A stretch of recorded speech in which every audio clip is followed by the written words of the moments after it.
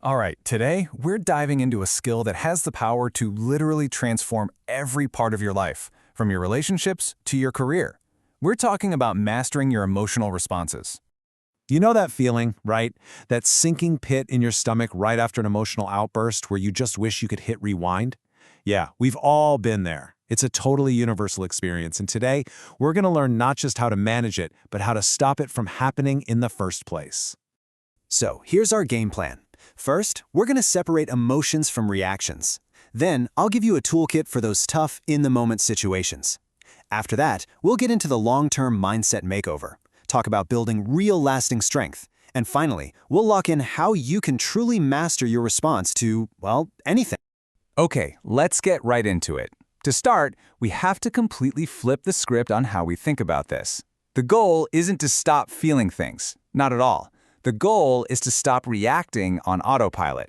And this one idea, it's the cornerstone of everything else we're about to cover. Let's be super clear about this because it's so important. Your emotions are not the problem. Anger, sadness, fear, they're all just natural human signals. The real damage, the thing that causes all the regret, comes from our unthinking knee-jerk reactions to those feelings. I really want you to look at this slide because it makes a critical distinction. From now on, I want you to think of your emotions as pure data. Seriously, they're just signals, like a notification on your phone telling you to pay attention to something. Your reactions, on the other hand, those are the choices you make based on that data, and that's where we get into trouble. So what do these signals actually mean? Well, think of it like this. Anger is often a sign that something feels unfair, or maybe a boundary has been crossed. Fear is a signal that something feels unsafe, whether it's real or just in your head. And sadness? Sadness just points to something that you really truly care about. See? This isn't just noise. This is valuable information. So, now that we see our emotions as data instead of enemies, let's build a toolkit for when that data comes in, hot and fast. This is what you do in the heat of the moment to stop that reaction you're definitely going to regret later. It sounds so simple, it's almost silly, but trust me, this is your secret weapon. Before you say a single word, before you type one character in that angry email, before you make any move, you create a space. The single most powerful habit you can ever build is to just pause. That's it. Just 5 seconds. You might be thinking, 5 seconds, that's nothing. But that tiny little window is enough to hit the brakes on your brain's automatic fight or flight reaction. It's just enough time to let the more thoughtful, logical part of your mind catch up. Think of it as a circuit breaker for regret. And during that 5-second pause, you ask yourself this one critical question. It's like a magic trick. It immediately forces your brain to jump into the future and think about consequences. Is yelling right now really going to help me? Will sending that text actually make this situation better? 9 times out of 10, the answer is a big, flashing no. Just let that sink in for a moment. A tiny 5-second investment can literally save you from a decision that causes years of damage and regret. It is, without a doubt, the best emotional investment you will ever make. Your second tool is all about your body. When you get emotional, your breathing gets short and shallow, right?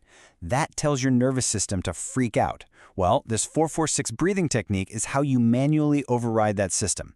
You inhale for 4, hold for 4, and then, this is the important part, exhale for a longer 6 seconds.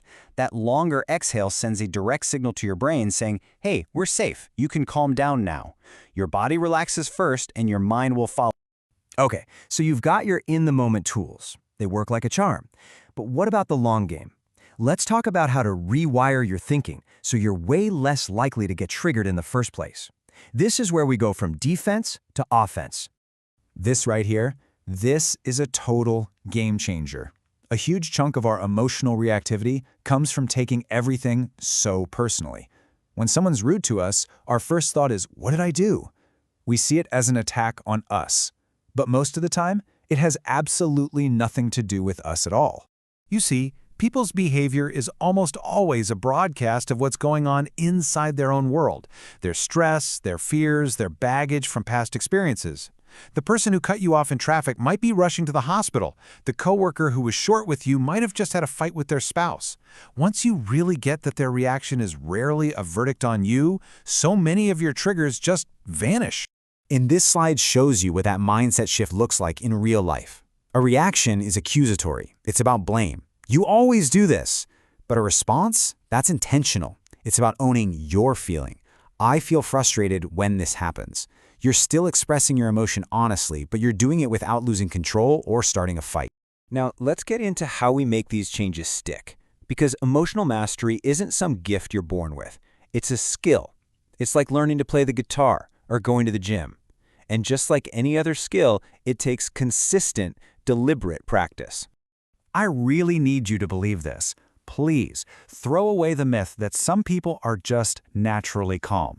Emotionally resilient people have built that strength brick by brick through habits. And the best news of all, that means anyone, and I mean anyone, including you, can do it too. So what does this mental workout look like? Well, here are a few core exercises. Journaling your feelings helps you process them and spot your triggers. Getting some exercise, even just a walk, burns off stress hormones. Limiting the fire hose of negative content online protects your mental energy. And spending a little quiet time alone helps you hear yourself think. These aren't just nice things to do, they are training. So, after all this, what's the one big idea?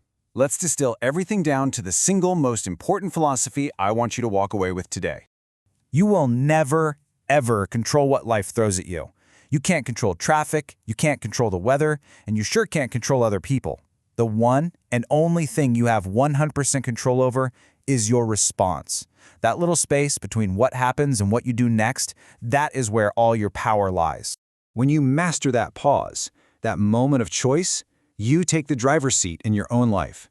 Stuff will still happen, sure, but those things won't have power over you anymore. You won't be a passenger tossed around by events. You will be in control. And that brings us to the end. But listen, don't let this just be some interesting information you heard. I want you to actually use it. So think about this question right now. What is one specific situation coming up this week where you can choose to respond instead of react? Got it? Good. Commit to using these tools in that moment. That's not the end. That's where your journey to emotional mastery really begins.